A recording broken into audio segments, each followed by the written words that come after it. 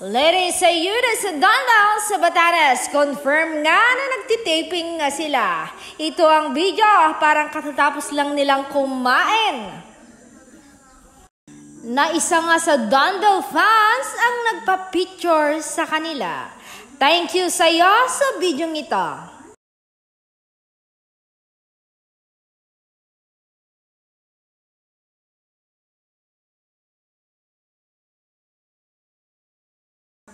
Oh, yun oh.